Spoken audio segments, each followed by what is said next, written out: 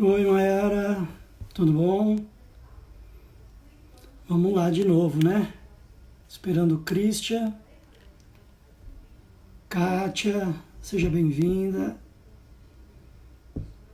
Esperando hoje Christian Malheiros, pequeno jovem ator, grandioso, conterrâneo, santista, que nem eu. E a gente vai bater um papo sobre o ator fora de cena, o ator e o subtexto da palavra. Vamos ver o que ele tem. Deve estar já. Vamos lá ver. Chamar o Christian. Antes que ele fuja, vamos. Oi, Bruna. Tudo bom?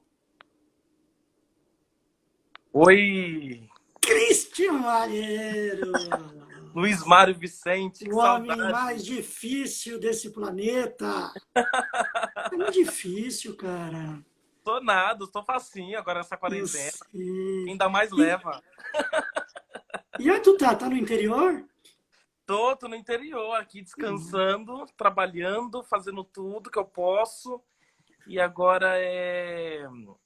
Aí agora eu vou voltar para São Paulo, graças a Deus, vou retomar minha vida. É, devagarinho a gente vai, né? É. À medida do possível, né? Mas queria agradecer, né? Você ter aceito bater esse papo. Muito obrigado, tá? Eu que agradeço essa oportunidade de estar falando contigo no meu tremo, né, Luiz? Para mim, você é um mestre, né? Para com isso! Para com isso! Né? Agradeço muito e vamos conversar um pouco sobre esse momento, sobre você, sobre, né, as coisas que estão mais no invisível do que no visível que que nós como atores, como atrizes, estamos acostumados a enfrentar, né? Uhum. Então, para começar, o pessoal está entrando aí, queria te perguntar uma coisa assim. Enfim, não vou querer saber muito da tua carreira, porque todo mundo que está entrando te admira, né? Porque estão entrando por sua causa, não por mim, obviamente, né? Mas eu queria saber, Cristiano, já teve alguma atividade, você já fez algum trabalho que não fosse como ator? Como ator, sim. Não, não como ator. Por exemplo, eu já trabalhei em banco, numa pá de coisa. E você? Eu já trabalhei no fórum, que De foi. Santos? É. E aquilo pra mim, assim, no começo era legal, porque era algo diferente de teatro. Mas quando eu via, Luiz, que isso era papel, em cima de papel, e petição, e os caralho a quatro, eu comecei a entrar em desespero, porque eu não via gente. Eu não via gente. E aí eu peguei e falei, meu pai amado, isso aqui não é pra mim. Já vendi sanduíche na praia, já. Mas você já fazia teatro, já tinha experimentado atuação ou não? Sim, justamente eu fazia esses trabalhos para ganhar dinheiro para fazer teatro. Para ganhar o dinheiro da Ah, passagem, para ganhar o dinheiro do lanche. Nem sempre minha mãe tinha condição de me dar dinheiro para eu fazer teatro, né? Então eu sempre fiz esses por fora aí, já fui assistente de pedreiro, já fiz um monte de coisa assim para conseguir ter dinheiro para ir pro ensaio, né? Então sempre eu não era, eu não estava trabalhando no teatro, mas era para o teatro. já tinha uma relação. E Uhum, desses que você fez no fórum, só avisar que né, aqui a maresia impera, porque ambos somos de Santos, né? uhum. Somos, né, emanamos, né, esses bons fluidos do mar, né? Conheci o Christian através do Diego, que é meu assistente, que é um cara que também foi meu aluno. Conheci o Uhum. Diego, tinha 13 anos, hoje ele tá lá Cresceu já, um pouquinho só, né? cresceu um pouquinho. E desses trabalhos que você fez, que já tinham relações para que você pudesse se sustentar no teatro, porque antes era só teatro, né? Uhum. Isso há quanto tempo atrás? Quantos anos? Luiz, isso faz uns 7, 8 anos atrás, foi bem no comecinho mesmo, assim. Você É, tinha 8 anos, Não 7 anos tinha. atrás. Não, eu tinha 12, 13, e aí eu fui fazer estágio, né? Aí eu fui fazer essas coisas, e a minha mãe nunca me impediu de fazer o que eu quisesse, que fosse digno, né? Para conseguir fazer teatro, né? Então eu sempre corri muito, muito atrás nessa coisa mais paralela, né? Quando eu entrei no fórum, eu ainda fazia o ensino médio da escola, e aí tinha que conciliar escola de teatro e o fórum. Mas qual foi, assim, eu estou perguntando para você especificamente porque nós aí do litoral não é que temos uma trajetória parecida, mas me fica essa curiosidade. Qual foi a sua primeira experiência com interpretação? Aonde foi? Então, foi na escola onde eu estudava, e aí eles abriram uma oficina chamada Mais Educação, que era na época do governo federal. E aí as escolas que tinham os melhores índices, eles faziam essa oficina para que, enfim, para estimular ainda mais a escola a crescer. E eu não tinha essa coisa, quero ser artista e tudo mais. E eu não tinha nem essa ambição porque muita gente fala, eu queria ir para televisão. Eu, muito pelo contrário, eu acho que eu nunca quis ir para televisão. E eu não tinha essa ambição de fazer cinema, eu nem sabia o que era fazer cinema, na realidade, né? Não entendia. Mas quando eu pisei a primeira vez numa sala de um curso livre, eu olhei e falei, nossa, que mágico, que legal. Mas eu não tinha essa ciência, Luiz, de que era aquilo que eu queria para minha vida, o que era. É isso que eu vou fazer. Eu só estava ali fazendo e fazendo e fazendo e aprendendo, e eu era muito chato. Porque, como que era um curso livre, estava todo mundo lá querendo. Era um tempo fora da aula, era um tempo fora da sua realidade ali, de estudar e tudo mais. Era um ambiente de socialização. Mas para mim, não. Eu levei muito a sério aquilo ali, então era muito chato ficar pedindo silêncio o tempo inteiro. Eu brigava com quem estava bagunçando. Eu Quantos comecei a anos fazer. você tinha? Eu tinha 9 para 10 anos quando eu comecei. E aí eu olhei assim, eu falei, gente, ela tá falando, vamos respeitar a professora e tudo mais. Mas assim, eu tava ali todo dia. E minha mãe, ela não sabia que eu tava fazendo teatro, né? Porque eu não Falava pra... queria? Não, porque na minha cabeça eu achava que ela ia me repelir, eu achava que ela ia me falar que imagina, preto, pobre, da periferia, fazendo teatro, né? Porra, é essa? Tem que fazer alguma coisa para dar dinheiro dentro de casa. E aí eu peguei e fui. E comecei, falsifiquei a assinatura dela para começar a fazer teatro. Ih, E aí ia para a escola, como eu era muito estudioso, eu ia para a escola dia de terça e quinta e falava que estava estudando, fazendo trabalho. Mas aí toda terça e quinta, minha mãe começou a desconfiar. Aí eu lembro que eu estava numa aula de corpo, assim, todo, sabe, aquelas coisas que a gente faz, expressão corporal. Minha mãe chega na porta da sala de aula, eu gelei, eu falei, morri. Acabou tudo para mim, já era. Aí ela olhou assim na porta e falou, não, professora, eu só queria saber se ele estava aqui mesmo. E pegou e voltou para casa e eu achei que eu ia morrer naquele dia. Enfim, também em casa, não puxei assunto e tal, fui deixando as coisas levarem e tudo mais. Mas assim, eu só fui entender o quanto que era importante o teatro para mim quando acabou a oficina. Porque eu comecei a ficar louco, comecei a falar, meu Deus, e agora? Eu vou fazer o que na minha vida? O que vai ser? Aí eu comecei a buscar oficinas gratuitas, fui buscar workshops, tudo ali pela Baixada, de graça que eu pudesse fazer para eu continuar fazendo teatro, né? E aí foi aumentando cada vez mais esse amor, essa vontade. você é jovem, você está com o quê? 21? 20. Quantos? 20. 20. Mês que vem é meu aniversário, eu faço 21. Ah, então. Errei por pouco.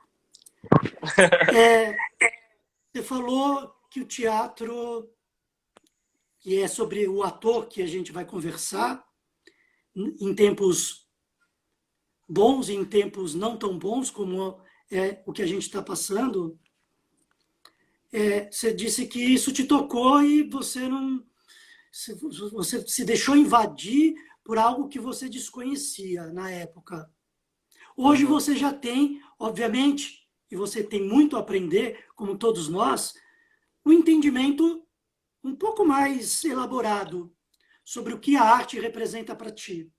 Uhum. O que ela muda hoje no teu olhar, no teu dia a dia, na tua relação, você consegue entender, você consegue perceber o que a prática de viver personagens, e você já viveu personagens muito intensos, muito complexos, você não é um ator que, enfim, nada contra, mas você sempre é colocado, a vida te coloca em desafios muito, muito generosos. Que praticar isso diariamente dá ao Christian uma relação com o visível que você vê diante de ti, da tua realidade, e o que acontece internamente. Eu falo, Luiz, assim, eu falo que assim, muitas coisas elas mudam, né? Quando você decide estudar teatro, né? Só me posicionar melhor aqui. Faz o que você quiser. Quando eu decidi estudar teatro, quando eu comecei a querer ter mais conhecimento sobre aquilo e tudo, e queria estudar de fato, eu queria fazer uma escola de teatro, eu não queria explodir nem nada, eu queria estudar aquilo, entender o que eu estava fazendo. Isso para mim mudou porque e muitas coisas foram. Eu aprendi muita coisa, a ser um ser humano melhor, eu aprendi a ser uma pessoa melhor. Para mim, todo fazer artístico representa um posicionamento existencial. Então, esse posicionamento existencial, assim, porque a gente vai buscando, achando fragmentos no caminhar, achando fragmentos para descobrir quem você é, essa busca do quem eu sou, né? Essa busca do quem eu sou, para onde eu vou, essa coisa que a gente ainda não conseguiu decifrar. Mas nesse caminho a gente vai buscando. E mudou muitas coisas, porque hoje eu consigo me enxergar dentro de uma sociedade, eu consigo enxergar uma importância que a arte ela tem, principalmente agora nesses momentos pandêmicos que a gente tá vendo.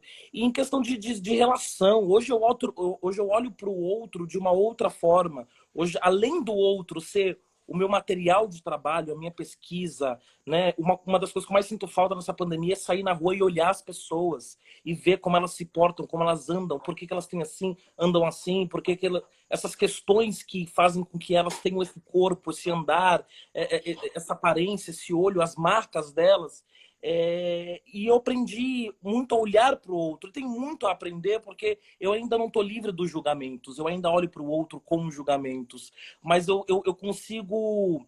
Eu acho que eu aprendi a ser um pouco mais generoso com o outro, a entender o que eu quero para mim, eu também quero para o outro.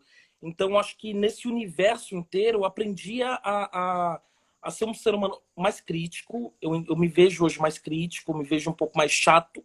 Eu acho que a gente fica mais chato durante... A gente vai aprendendo, entendendo tudo, mas eu acho que eu aprendo e tento exercitar diariamente a minha generosidade, o meu olhar, a minha sensibilidade, o me colocar no lugar do outro. Uma das coisas que você falou... Oi? Continua, desculpa. Uma das coisas que você acho que perguntou uma vez para mim no exercício, você falou, é fácil calçar o sapato dos outros? E isso ficou na minha cabeça. Porque não é fácil, né? E eu acho que esse exercício é uma coisa que eu levo muito para minha vida e que eu aprendi através do teatro e aprendo diariamente e erro diariamente para tentar chegar num lugar. Mas você concorda comigo? Não estou dizendo que as pessoas que não fazem teatro, nem, né, trabalham com arte, são menos sensíveis. Mas a gente pratica quase que diariamente, né, o exercício, né, se colocar no lugar do outro, quase como um exercício de empatia constante. A gente olha para as pessoas, olha para o que está acontecendo, isso né, nos invade de uma certa forma. Isso hoje, o que está acontecendo, te dói? Muito, muito, muito. Sei lá, eu fico muito tocado e muito... Porque assim, eu não tô em situação basicamente vulnerável. Eu não tô trabalhando, eu tô na minha casa, eu posso ter o privilégio de estudar, eu posso ter o privilégio de ficar só lendo um livro, eu posso, sabe? Mas assim, olhando até a situação da minha família mesmo, dos meus irmãos, eles não estão em situação que eles podem ficar em casa. Eles têm que trabalhar, eles têm que se expor, eles têm que estar nesse lugar. E eu fico muito, eu sou chato, né? Que fica falando, bota máscara, passa álcool gel, se for sair, não tem contato, tudo. Fico meio que fiscalizando eles, porque me dói, porque muita gente, pessoas próximas, amigos próximos perderam algum parente, alguém muito importante por causa de tudo isso. Não só por causa de tudo isso, mas por uma falta de política, porque realmente a gente está numa situação crítica. Bom, eu usei a dor para relacionar o trabalho do ator. Agora, Christian, você é de que bairro lá em Santos? Você pode falar? Caneleira. Periferia, né? Jabuca, né? Jabuca é nós. Jabuca, eu gravei Sócrates no Jabuca. Puta, Jabuca era meu segundo time quando eu morava em Santos. Né? Botar o Jabaquara em campo, meu pai falava. Era porrada direta. Negro, pobre, periferia, ator. O quanto, nesse contexto, antes de você se mudar, você teve que fingir? Ou você sempre tentou ser autêntico nas suas ideias para enfrentar o entorno opressor e que queria te colocar, ou, acredito eu, não te colocar em lugar nenhum? Eu acho que fingi muito, viu, Luiz? Muitas coisas eu acho que se a gente for muito para cima, a gente é cada vez mais abafado, né? Eu falo muito e levo isso muito para minha vida, que você tem que ter estratégia na sua vida. Seja para onde você quiser ir, para onde você tenha uma ambição de ir, você tem que ter uma estratégia para saber qual é o momento realmente de falar, né? Porque assim, às vezes você fala, mas você não tem uma potência para ser ouvido, né? Então, assim, muita coisa eu tive que comer quieto, quieto, quieto, quieto, quieto, para quando eu tivesse um espaço, um lugar de fala, eu pudesse falar e isso ecoasse de todas as formas possíveis, né?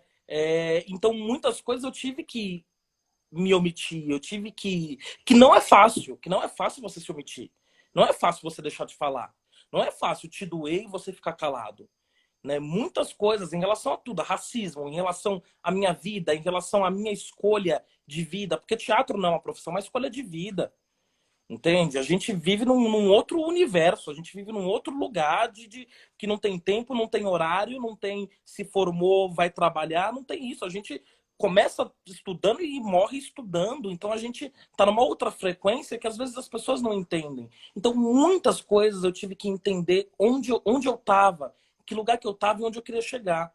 Né? Então, assim, eu lembro com isso com muito pesar, porque é muito difícil também ser jovem e não ser ouvido, né? Mas, assim, aos poucos eu vou entendendo e vou ocupando esse espaço onde a minha voz ressona de uma forma potente, né? Hoje eu consigo comunicar.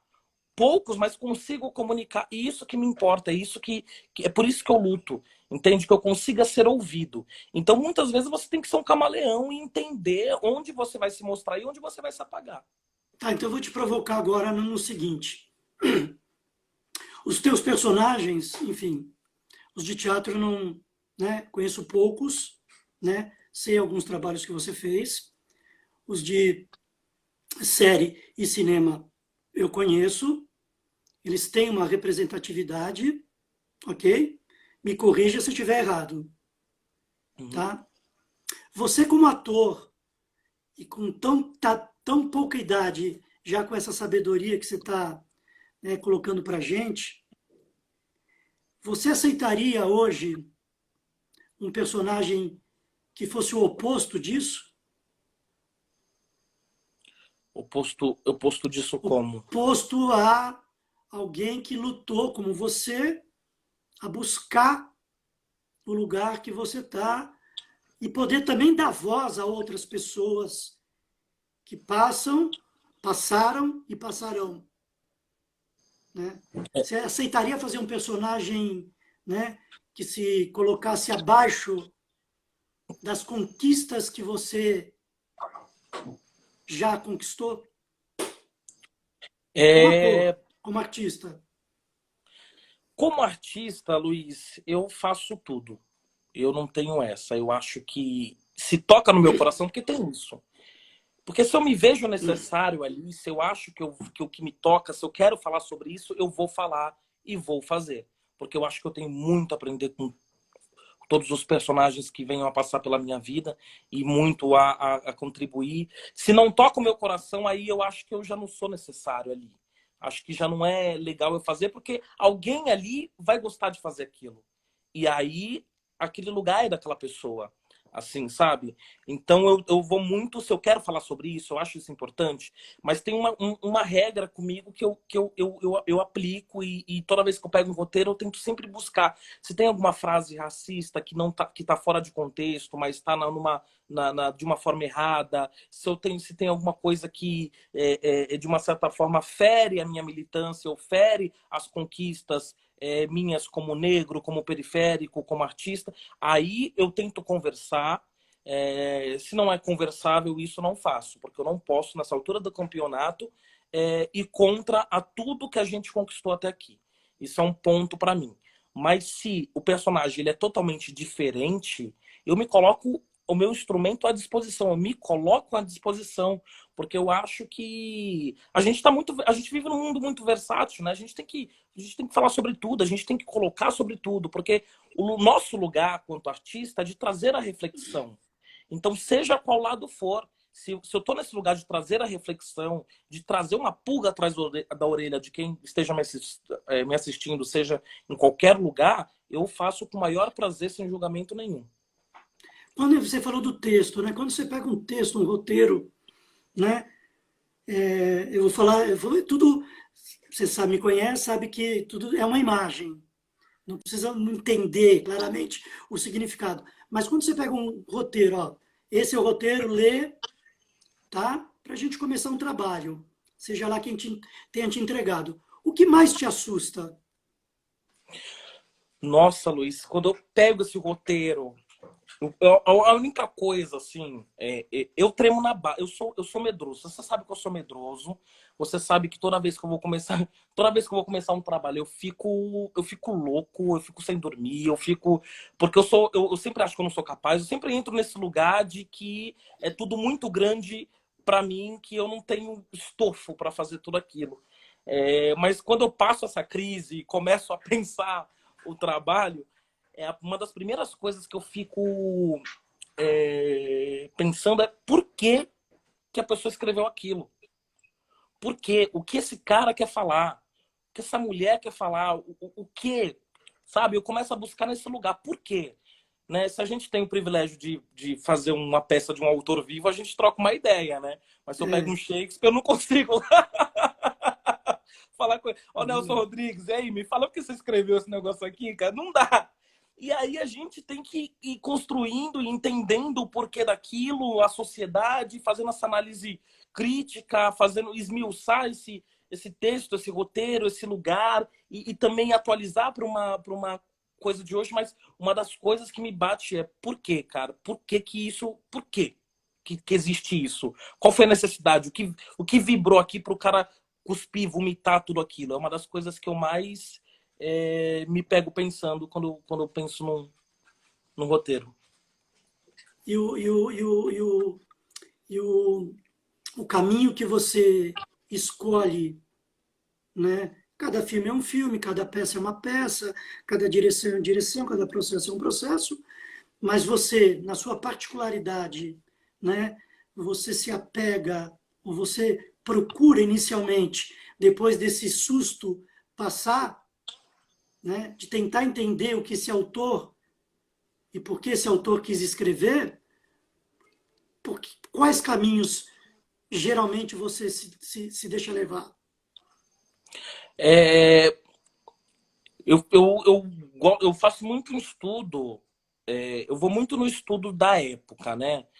Principalmente em teatro, que a gente ensina textos mais antigos, eu vou muito nesse estudo da época E aí, a partir do momento que eu estou ambientalizado com essa época desse espetáculo, desse texto, eu entendo como que as pessoas se portavam e tudo, todo esse por fora, que o texto não te dá, ele só te dá aquele fragmento, que é, enfim, só te dá aquelas páginas, a época que foi escrito, a crítica, tudo, eu vou lendo tudo isso para ambientalizar, para eu viajar naquele momento, e a partir do momento que eu estou ambientalizado naquele momento, eu começo a olhar aquele texto e a olhar aquilo, seja de uma forma geral, ambientalizado com aquela época, e no personagem específico, olhando com aqueles olhos. Porque é muito difícil a gente pegar hoje um texto vamos supor, Um Bonde Chamado Desejo, onde você tem a relação do Torvald e da Norma, e eles têm essa relação, ele é um cara abusivo. É muito difícil eu olhar esse texto hoje desse cara abusivo, machista, e não criticar eu, Christian. Aí, mas o que acontece? Eu já estou criticando, eu já tô fazendo esse pré-julgamento do personagem. Então, a partir do momento que eu estou ambientalizado com aquela época, como se enxergavam, como o homem enxergava a mulher, como a mulher se enxergava na sociedade, tudo mais, o governo, eu começo a olhar a partir dos olhos daquele personagem, e aí eu levo nessa imaginação para entender a crítica e o porquê que isso tudo foi escrito e por que isso tudo está acontecendo naquele texto, né? Então eu quero muito entrar justamente naquela visão para não ficar um cara de fora falando isso é bom, isso não é bom, para não ficar nesse lugar de julgamento, né? Não é Um Bonde Chamado Desejo, não, perdão. O Diego até me corrigiu, é o Casa de Bonecas. Casa de Bonecas, do Ibsen. Casa de Bonecas. Desculpa, Diego, desculpa. Não, Diego, a enciclopédia do teatro brasileiro. Vivemos num tempo de reclusão, né? A gente está acostumado, você talvez menos, né? Mas eu com meus 50 anos, a períodos ociosos, esperando o telefone tocar para um trabalho. Então a espera para nós é normal. Só que agora a gente vive num momento de uma tensão e de uma reclusão obrigatória, né? Aí eu queria te perguntar, enfim, você deve estar o quê? Mais ou menos 100 dias nisso daí. No primeiro encontro com o Alê Cioletti, eu falei aquela frase do Arthur: o ator é um atleta do coração. O atleta é alguém que se exercita diariamente para manter o viço, para quando puder competir, ele estar em forma. 4 meses, o que Christian exercitou para voltar em forma? Ou ficou só de... Olha, não, você... muitas das coisas aconteceram. Eu tive um momento de ficar mesmo sem fazer nada. Eu acho que isso durou uma semana, porque eu tinha acabado de... Eu terminei de filmar num dia, comecei a ensaiar um outro trabalho, 2 dias depois deu a pandemia. E eu vim de um momento muito, muito conturbado, final do ano, foi muito conturbado para mim. Então eu parei, sabe quando você dá um pane na cabeça? Eu parei e falei, acabou, acabou. Eu quero ficar aqui, daqui ninguém me tira. E aí deu uma semana, eu falei, esse negócio não vai acabar, né? Não vai passar, né? Eu comecei a pensar comigo. E sempre eu fiquei sempre nesse estudo. Eu fui ler poesia, eu fui ler muitas coisas, porque eu concordo muito com essa fala do Arthur, porque a gente está nesse lugar de, assim, do mesmo... Saiu uma pesquisa no jornal americano, que o ator, que o artista é o menos... da prioridade, ele é o menor na escala de prioridade agora na pandemia, né? E aí eu comecei a pensar, por quê, gente? Porque a partir do momento que a gente está nesse lugar de ser os menos prioritários, a gente está na casa de todo mundo. Porque a gente está na música que os caras ouvem, a gente está no poema que eles leem, na série que eles maratonam, no filme que eles assistem. A gente que está alimentando todo esse pessoal na cura da alma. Porque nesse momento, agora, o índice de gente procurando psicólogo, de gente neurótica em casa, que não aguenta a família, que não aguenta os parceiros que escolheram. A gente está num momento onde está todo mundo tentando se achar. E os artistas, as produções, a arte está salvando esse povo em relação a estar em casa. Então, assim, e eu tenho muito essa necessidade, como eu falei, de olhar as pessoas. Porque o ser humano, para mim, é o meu material de trabalho. Eu sempre gostei muito de sair na rua, de andar, de ficar observando, de ir no parque, ficar olhando as pessoas passar, conversarem. E quando isso me foi tirado, foi uma dor tremenda. Mas aí eu comecei a ler, eu comecei... E os poucos encontros que eu tive durante a quarentena, seja no número... Eu tentei, ao máximo, tentar conversar, dialogar com as pessoas para tentar buscar alguma coisa. E uma coisa que eu também adoro fazer é ficar na sacada do meu apartamento. Eu fico olhando as pessoas passando na rua, eu fico inventando história para elas, assim. Aí vai passando uma menina, aí vai passando um cara, eu falei, nossa, essa menina brigou com o namorado e tá indo para casa, e a mãe vai brigar, porque eu começo a inventar um monte de histórias, porque é isso que me alimenta. E são pessoas que nunca vi na minha vida, estão passando na rua, mas é o máximo que eu consigo chegar dessa minha pesquisa, né, de olhar o ser humano, de olhar as pessoas. Então eu estou fazendo muito esse exercício além de olhar as pessoas, de ler, de me alimentar de coisas boas e bonitas, né? Eu acho que também é o momento da gente procurar coisas bonitas para se alimentar e se manter bem. Eu tenho visto aqui, você deve estar acompanhando aqui, Nando, Nando, todo mundo chamando de Nando, Nando, Nossa. Nando, Nando, né?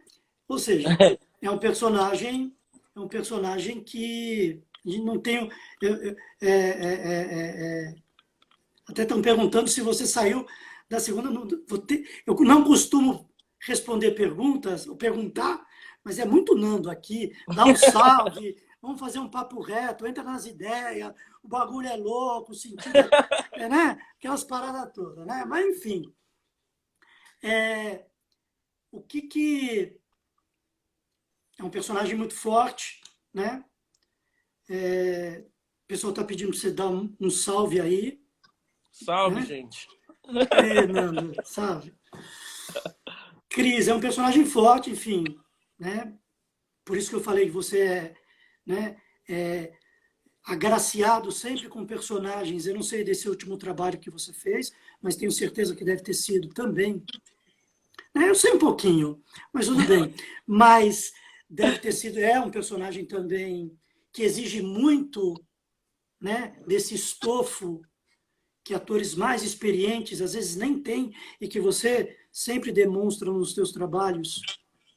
Isso, apesar da pouca idade. O Nando, ele, primeiro responder assim, vai ter a segunda temporada, né? Vai. Vai, Vai ter. galera. Vai ter. Logo, logo teremos Sintonia 2, a missão. Voltarão.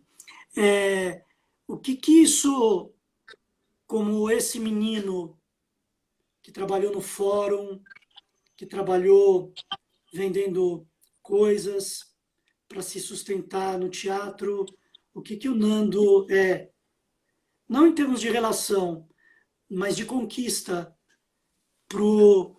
para a pessoa barra, para o Christian barra personagem, já que ele é tão forte no imaginário de muita gente, né? Você sabe É, disso. eu tentei muito fechar meus olhos para isso, viu, Luísa? Uma coisa que eu nunca falei, vou te falar agora. Tentei muito fechar meus olhos para isso, porque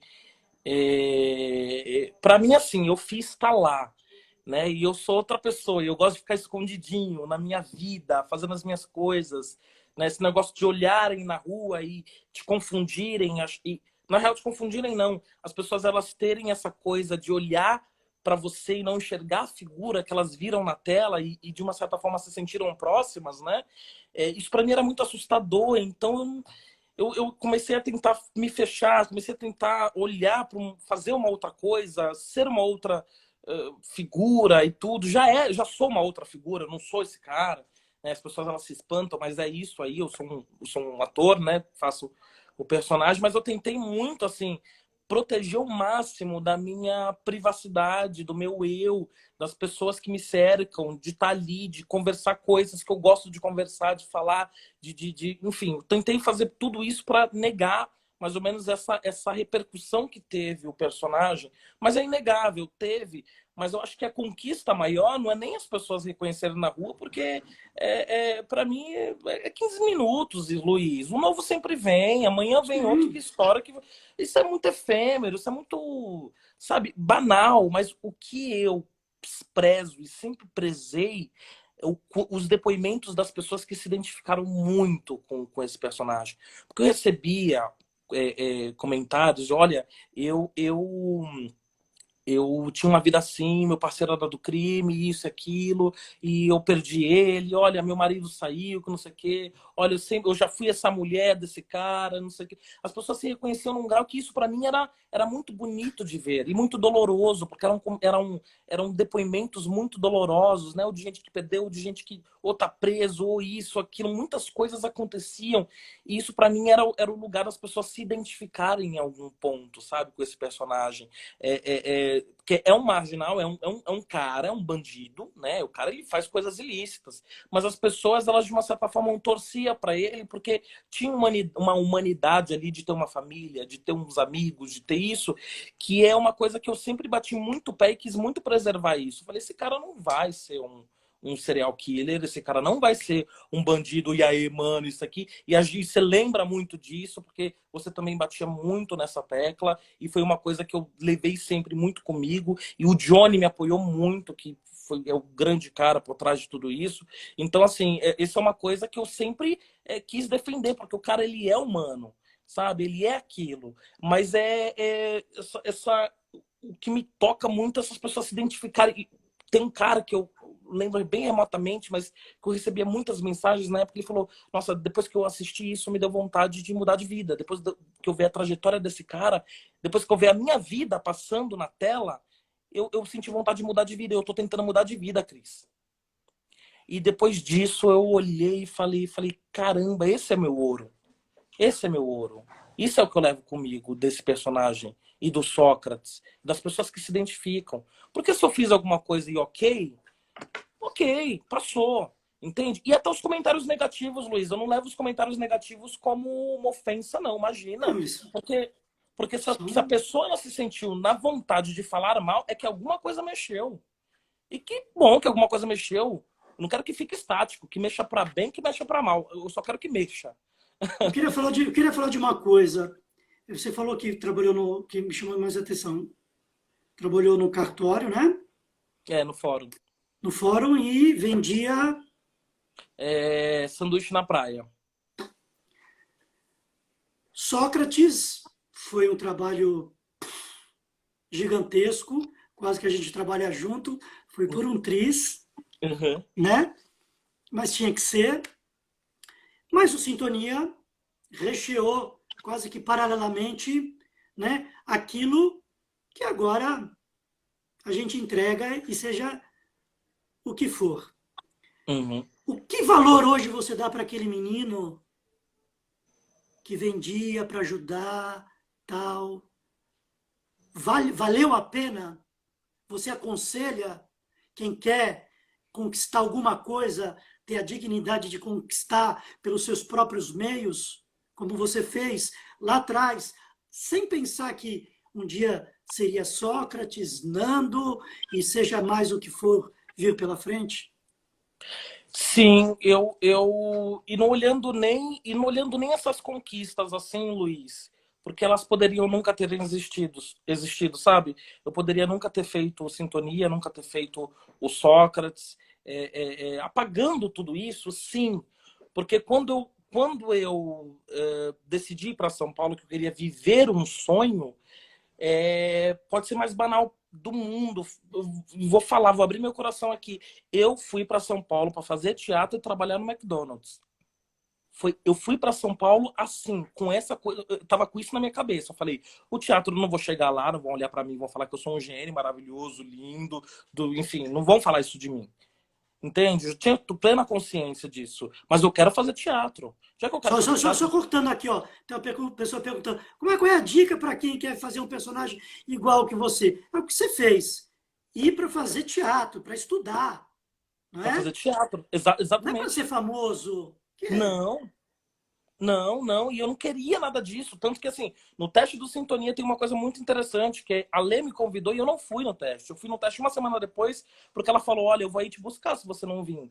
E aí essa foi porque eu tava procurando emprego, eu tava entregando currículo. Eu falei, gente, eu tô precisando comer, eu tô precisando pagar aluguel. Eu vou para teste de cinema? Não, eu vou arrumar um trabalho. e depois eu corro atrás de teatro. Então, na minha cabeça, eu quis fazer teatro, eu quis o sonho de fazer teatro, de comunicar, não era de me sustentar do teatro, de ser, de acontecer, de ter um sofá branco, de ter uma casa, uma mansão, não era isso. Aconteceu muitas coisas depois, mas isso estava fora de mim, fora do meu controle. As pessoas falam, você imaginava? Eu nunca imaginei. Nunca imaginei, nunca, não sei nem como eu fui parar aqui, para ser sincero. Sabe? Olhando assim, não consigo falar, olha, foi por causa disso que eu vim. Não, não. Mas assim, eu vim para São Paulo para fazer teatro e eu sabia que lá eu não ia conseguir, eu sabia que lá não ia ser tão fácil, então eu vim para São Paulo e aconteceu todas essas coisas. Mas eu vim para estudar, eu vim para exercitar o meu ator, eu vim para estar no palco, assim, porque eu me sinto vivo lá. Eu me sinto vivo lá. Eu vim buscar o palco para viver. Vamos fazer uma...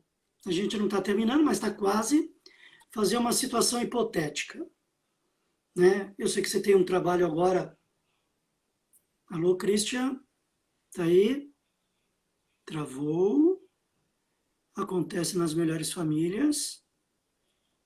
Esperar um pouquinho só o Cris. Tá aí? Voltou. Voltou. Eu sei que você tem um trabalho agora já engatilhado, ok, mas vamos fazer uma situação hipotética. Você parou 44 meses parado, observando esse mundo desmoronando, como foi aquele teu depoimento, né, forte, das ausências que nós, brasileiros, sofremos hoje, sejam sanitárias, políticas, sociais. Você não tem trabalho e você tem a permissão de escolher o que você quer fazer. Que tipo de personagem você gostaria de fazer se você não tivesse nada e poderia escolher, ou escrito ou criado por ti? Sobre o que você gostaria de falar? Nossa. Seja no teatro, seja na TV, você tem liberdade. O que você quer fazer, Cristian? Eu quero fazer um pedaço, vou escrever para você. Sobre o quê? O que você quer pôr para fora? Nossa, é muito difícil essa pergunta. Nossa, é muito difícil essa pergunta, porque eu nunca pensei, eu sempre falei, gente, eu faço qualquer coisa. Nunca me coloquei nesse lugar De escolha. De escolha, nunca me coloquei nesse lugar de escolha. E você está me dando essa oportunidade, né? Eu vou escolher aqui e você vai escrever. Viaja. Não, eu chamo alguém que tem mais talento para escrever do que eu. Né? Eu queria muito fazer. Eu acho que minha alma é meio Plínio Marcos, assim, sabe? É mais voltado para esse lugar mais marginal, né? Eu queria muito fazer, é, é, é, sabe, algum personagem, algum personagem que tivesse realmente abaixo como que é? Da linha. Na linha de Ah, esqueci o pobreza, nome. Não, um personagem marginal mesmo, que não é. Que sabe que você olha na rua e você ignora, sabe? Eu queria fazer no um invisível, mendigo. né? Um invisível, eu queria fazer um invisível, um mendigo, porque o mendigo, ó, é uma coisa mais genial do mundo, mas o mendigo ele tem um outro tempo. Você atravessa uma praça, aquilo ali é uma praça pro mendigo, sabe? Tipo assim, aquilo ali, o mendigo consegue olhar a praça. Para você é o ponto do ponto de ônibus até o outro lado da rua. Entende? Você vai andando rápido em São Paulo e o cara tá lá andando na dele, porque você vai para algum lugar, o cara vai para onde? Ali, ele vive ali, sabe? O mundo dele é aquilo ali, sabe? Eu queria muito fazer algum personagem assim, algum personagem de uma potência muito grande, negra, sabe? O Eliel falou até aqui, Malcolm X, Malcolm Martin X. Luther King, Malcolm X. Você conhece o Eliel também? Meu padrinho. O Eliel da minha época de teatro em Santos. Eliel Ferreira. Ele Aí. é meu padrinho, ele é o Não sabia. cara.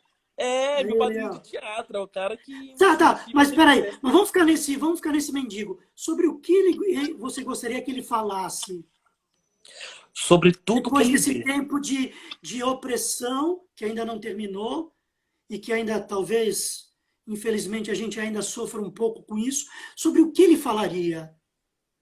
Sobre tudo que ele vê. Sobre tudo que ele vê e que ninguém viu. Né? Porque um cara desse viu muita coisa que a gente passou batido. Esse cara viveu muita coisa que pra gente era só uma coisa que aconteceu ali, mas a gente tá atrasado para ir pro trabalho, para ensaiar, para estudar, para tudo, né? E esse cara, ele viu, ele viveu aquilo, tava perto dele, tava do lado, entende? Ele teve o tempo de olhar para aquilo. Não tô romantizando o cara que está em situação de rua. Não estou romantizando, mas estou falando que ele tem muita coisa para falar e muita coisa para ensinar. São pessoas que poderiam, precisariam e teríamos a necessidade de ouvi-las, né? Exatamente, Luiz, exatamente, sabe? Tipo, Já, senta com já o cara desse pra anotei, conversar. já anotei, vou escrever esse texto e te chamo, hein? Opa, por favor, por Tá favor, firmado aí. Seja para teatro, cinema, seja para o que por for. favor. Mas o invisível não é romantizar, ou seja, o drama das pessoas necessariamente passa por uma invisibilidade e uma não escuta, tem um nome. Você não, ela não tem voz para a sociedade, mas ela tem a capacidade de, no silêncio dela, observar tudo, né? Uhum. Observar tudo e poder vomitar, ó, é isso, bela Exatamente, percepção. Parabéns. Só podia exatamente. vir de um cara como você, Cristian Malheiros, né? Opa, que nada. Agora a gente vai fazer uma coisa que eu não te avisei. Se você disser não, Eita eu já fiz com todos. Você pode dizer lasqueira. não, você pode negar. O nome das lives é Diálogos com Subtexto, e você deu muitos subtextos, você colocou muito da sua alma para fora. O ator fora de cena, né? Você pode estar até praticando via online, mas eu queria te propor uma cena para a gente fazer. Vamos, Mas, Vera, tem que ser, ó, tem que bora. tem que bancar, amigão. Tem nada a ver com os Bora. personagens que você fez. Eu dou a situação, ligo para você, como se fosse falar contigo de forma remota, como se fôssemos falar via qualquer aplicativo. Tá Uhum. bom? Topa? Tá. Bora. Bora lá. Seguinte, você não gosta de mim por algum motivo. Você não Uhum. gosta. Tá? Você é o Cris, eu sou o Luiz. Vamos dizer que eu sou alguém que você não gosta, você não vai com a cara. Você não vai com a cara porque você me acha um mau caráter. Enfim, não precisamos desse subtexto muito elaborado. Tá? E eu vou ligar para você, coisa que nunca fiz, você já vai achar estranho. E vou te pedir uma coisa. Quero te dizer uma coisa, olho no olho. Tudo bem? Tudo bem. O corta é quando alguém dizer tchau, vou embora, põe a mão na câmera, quer dizer que ou você ou eu temos o direito de dar o corta nessa cena meio que improvisada. Pode ser? Tá. Pode ser. Entendeu? Uhum. Vou tirar o óculos só para mudar. Eu vou te ligar então. Tá. Quando você percebe que sou eu, porra, você não gosta de mim, que porra tá me ligando? Atenção. E aí, Cris? O que tu quer, Luiz? Calma, velho. Não, calma, você nunca me liga. Tudo bem aí? Tudo bem? Se tivesse bem, se tivesse mal, não é da sua conta. Bom, cara, eu te liguei porque eu precisava falar para ti antes de tomar essa decisão. Que decisão? Só por uma questão de, né? De uma futura relação. Luiz, vamos direto ao ponto? Tá. Vamos direto ao ponto? Eu tô apaixonado pela tua mãe, bicho. A gente tem se falado por telefone. Você tá rindo do quê? Eu não tô ligando para pedir a bênção. Você tá brincando com a minha cara. Não tô ligando para pedir a bênção de um moleque de 20 anos. Eu tô só te comunicando. Moleque o caralho, Luiz. Me respeita. Você me liga para falar um negócio desse? Me respeita, cara. Dignidade você não tem mais. Conversa com a tua mãe. Eu só estou ligando para te dar essa informação e dizer que eu e tua mãe vamos assumir uma relação. Queira você ou não. Vai, Luiz, presta atenção aqui que eu vou te falar. Você já fez muita coisa pra mim, você sabe disso. Não se mete com a minha família, não. Te peço. Só isso, tá? Não se mete com a minha família. Cara, tu mal saiu das fraldas. Tua mãe não mora contigo. Ela é maior de idade. E eu tô sendo homem suficiente para ligar para ti Tu tá sendo e te homem, avisar. porra! Homem de quê, caralho? Fica na, tu levanta a voz, moleque. Conversa com a tua mãe. Se acerta com ela. Mas tá decidido. A gente vai casar. Tá Queira bom. você ou Vocês não. vão casar? Vocês vão casar? Vamos. Na igreja? Não interessa. De véu? Não De interessa. paletó? Fala mais. Vocês vão morar junto agora, ter filho? Claro, a gente vai morar junto. E tuas filhas, e tua mulher? Tô sabendo que tu não separou ainda. Nem no papel você tá A livre. minha vida não te interessa. A minha vida não te interessa. Nem no papel você tá, A minha Luiz. vida não te interessa. Cresce. Tu não sabe metade da minha história. Tá dado o recado. Te resolve com a tua mãe, pivete. Da puta. Ai, que maravilha. Ai, que legal! Ô, cara, Olha, aumentou até a audiência aqui.